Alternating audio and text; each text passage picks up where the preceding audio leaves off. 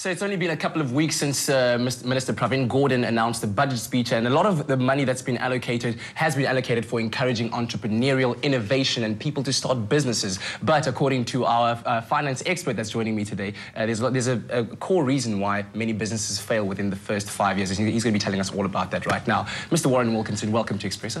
Good to see you. Always good to have you. It's always a pleasure. Always wearing such a nice shirt, man. I like your shirts. Well, you guys set the standards, so thank you for having me.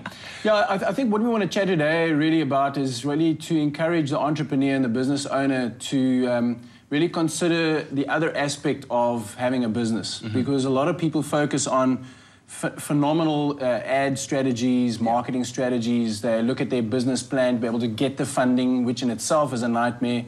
And the amount of hurdles you've got to jump through to get that kind of funding is nightmarish. Yeah. But few of them really look at the puzzle pieces that put the foundation together when you look at starting a business. Okay.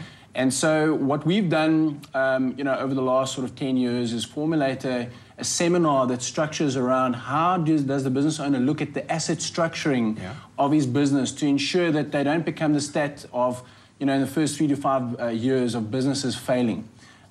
So we look at various aspects in that regard to make sure that the business owner doesn't just look at the financial or the actual legal side of it necessarily, but to look at the actual structuring of those assets in a lot more detail. Yeah, I mean, assets are your main core of your business. I mean, in the basic kind of accounting equation, AOL, you want your assets to always be, larger than your liabilities, so you solve it. But so how do you go about structuring your assets to make sure that your business has longevity? Yeah, well, what we try and do is we try and look holistically, because what often happens is the business owner has got an attorney that says from a insolvency protection perspective, this is what we're going to do in your business. You've got to have this contract and that trust, and the assets are going to go there, and your business is going to be owned by this entity, etc., etc.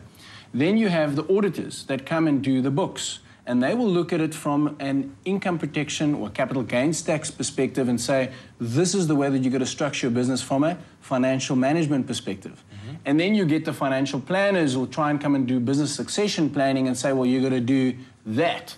So you always have the business owner standing in the middle with no consolidated approach between those three parties to make sure that you're all working towards the same goal, which is ultimately building a business that'll be able to leave, where you'll be able to leave a legacy and to enable you to build an income stream, which is what we're looking for, to actually survive generations as opposed to just your lifetime. Yeah. So we often say to business owners, there's blood, sweat, and tears and relationships that goes into build your business.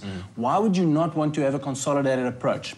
So our seminar that we focus on looks at insolvency protection. We look at income tax efficiency of the business.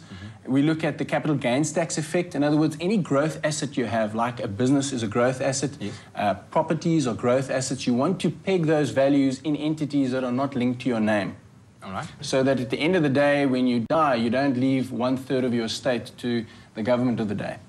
Then we also look at continuity of those various asset classes, because if your business fails, then it leads to a domino effect in the rest of the assets that you own, which will cause you to have nothing. So you need to ring fence these assets away from each other to ensure that if one falls, that's the only one that falls. Yeah, makes sense. There's no domino effect that takes place.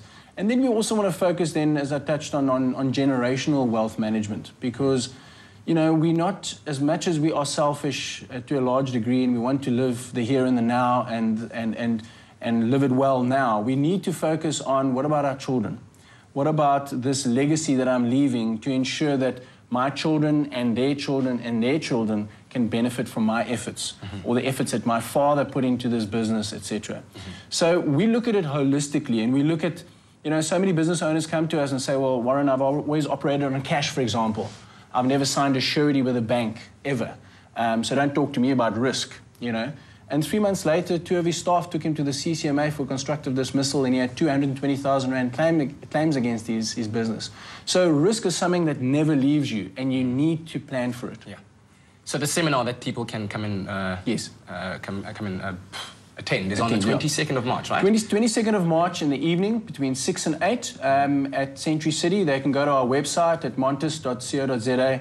and click on the events tab, and there will be a form that they can complete, also a map on how to get there, and they can just book their seats. Seats are limited, so you know the quicker they get there, the better. And to come and have us go through the entire process of why these things are important to consider in the realm of your sort of generational and wealth management strategy. Once again, thank you very much for your time. So really appreciate it.